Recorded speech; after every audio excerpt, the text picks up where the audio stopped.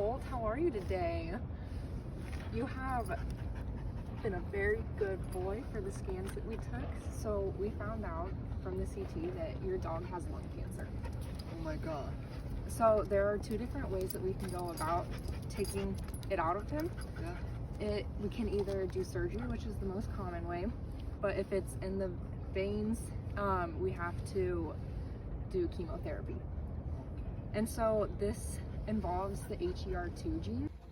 Okay, so now that we know that our dog has cancer, we're going to go ahead and talk a little bit about what the HER2 gene is. HER2 stands for Human Epidermal Growth Factor Receptor. So this is the karyotype of a dog. It has 38 autosomal chromosomes, as you can see, and the HER2 gene specifically is on chromosome number 17. And the HER2 gene is something that causes breast cancer in people, but it was recently found out that it also causes lung cancer in dogs. Okay, so now we're gonna go ahead and zoom in. So this is chromosome number 17 where the HER2 gene is. And here is a little pipe cleaner representing exon 20. So here's exon 20, which is where the HER2 gene is. And it's surrounded by exon 19 and exon 21, and all the exons would be different lengths. Here we have the HER2 gene written out as a wild type and mutated genome. The bracketed section you see under mutated genome is a duplicated insertion, a silent mutation because it doesn't change the sequence of amino acids, and it's also considered an end-frame insertion.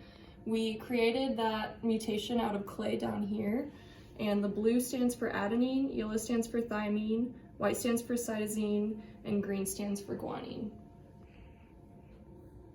The amino acids resulted from this mutation are tyrosine, valine, methionine, and alanine. So one other thing that we also know about the HER2 gene is that everyone actually has the gene. It just depends if you have the wild type or the mutated type. One other gene that everyone has is the FOXP3 allele. And one interesting thing about the FOXP3 allele is that the wild type can actually inactivate the HER2 gene.